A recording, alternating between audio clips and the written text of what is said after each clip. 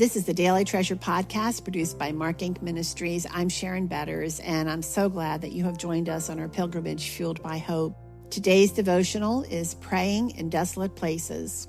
Today's treasure is from Luke chapter 5, verse 16. But he would withdraw to desolate places and pray. Okay, friends, how was your week? And what does next week look like? Are people pressing in on you to meet their needs? Did your boss task you with a project that should have been completed yesterday? Maybe you have sick children or an unhappy husband looking to you to satisfy needs only the Lord can meet. Are you weary, wishing you could run away? Listen to today's treasure again. Jesus would withdraw to desolate places and pray. Jesus once more gives us a map to follow when life crashes in and we have little to give for valid needs and responsibilities. Luke has just described a typical day for Jesus, filled with constant pouring out of every drop of energy. Stories of Jesus' healing power drew great crowds who gathered to hear him and be healed. And what was Jesus' response to the enormous needs? Do more? No, Jesus would withdraw to desolate places and pray. Other translations say that Jesus often withdrew to pray. Jesus' prayer life mystified his disciples. The excitement of success and attention of the crowds energized them. They encouraged Jesus to keep on giving and giving and giving. Instead, Jesus slipped away to spend time with his Father. After spending quality time talking to and listening to his Father, Jesus returned to the noisy, grabbing crowds, renewed in his mission, ready to once more attend to the task assigned to him by his Father. Oh, dear friend, if life overwhelms you today, if you are weary, longing for some personal refreshment, to accept this priceless gift from our Father and do what Jesus did. Slip away to a private place to pray. If you only have a few minutes, ask the Lord to open your heart to his word and plan to spend more time with him later. Take time to review this description of Jesus' auto response to the pressing needs of people from Luke chapter 5, verses 12 through 16. While he was in one of the cities, there came a man full of leprosy. And when he saw Jesus, he fell on his face and begged him, "Lord, if you will, you can make me clean."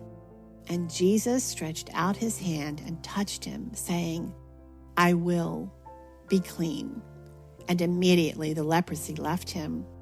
And he charged him to tell no one, but go and show yourself to the priest and make an offering for your cleansing, as Moses commanded, for a proof to them.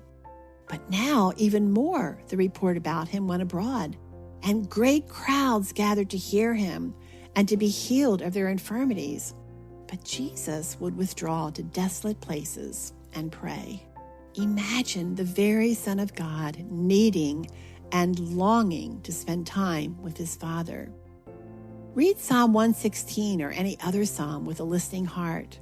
Read it out loud, thoughtfully, with the goal of finding one verse that has personal meaning for you. Write the verse in your journal and carry the encouragement you received from this verse with you to reflect on throughout this day. If possible, schedule a block of time to go off by yourself to a park, a library, or the favorite room in your home. Pour out your emotions and need to your Father. Spend time reading his word. Take time to soak in his presence, and write in your journal the message of Scripture that he gives to you for this moment. In prayer, describe how you feel, why you feel overwhelmed, and ask the Lord to give you his peace and wisdom to know how to respond to the pressures of the day. Friends, though you may feel you are too busy with all of life's obligations, commit to joining other believers for worship on Sunday, asking the Lord to speak his calming truths into your weary soul. And oh, Father, how grateful we are for the hope that you give us on this pilgrimage. How grateful we are for community, for the way we can connect through technology, even though I may never meet all of those who listen or even read Daily Treasure. that you have connected us through your Son, Jesus, and we have that community, we have that relationship. We can turn to one another for the help and hope of the gospel. We can listen to one another's stories of faithfulness and know that you will be faithful to us as well. Father, thank you for your love and for your Son, Jesus, and for the way that he teaches us that in the middle of a crazy, time-pressured, wearisome culture, that we too can take time to go away to a private place, to spend time listening to our Father, talking to our Father, and getting our marching orders for the day.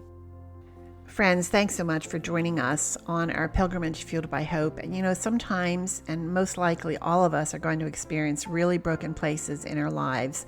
And that is one of the reasons why we produce our Help and Hope podcast as a means of coming alongside of hurting people with the help and hope of Jesus, right from the lips of credible witnesses of God's faithfulness. And this week, I want to introduce you to Gail Roper, who wrote this beautiful book called A Widow's Journey.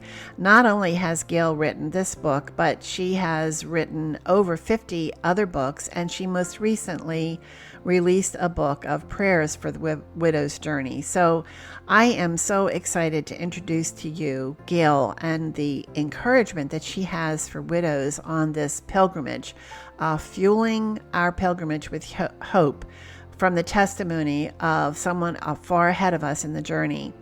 Has a widowed friend ever said, "I wish you could understand the loneliness, how every minute I'm reminded I'm alone, how I long for my husband's touch, his protection, sitting across the table eating, watching a movie together, going for an evening walk, running errands. I'm so alone."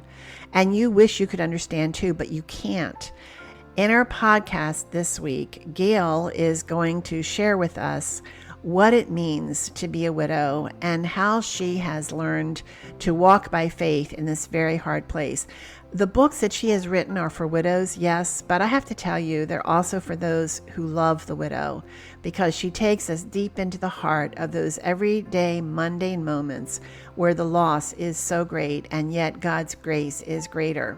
So make sure you go to helpandhopenow.org, click the Help and Hope link, and look for my conversation with Gail Roper, A Widow's Journey. I'm Sharon Betters. Thanks so much for joining us, and I look forward to being with you tomorrow. And remember, wherever you go, that God is sovereign and you can trust him.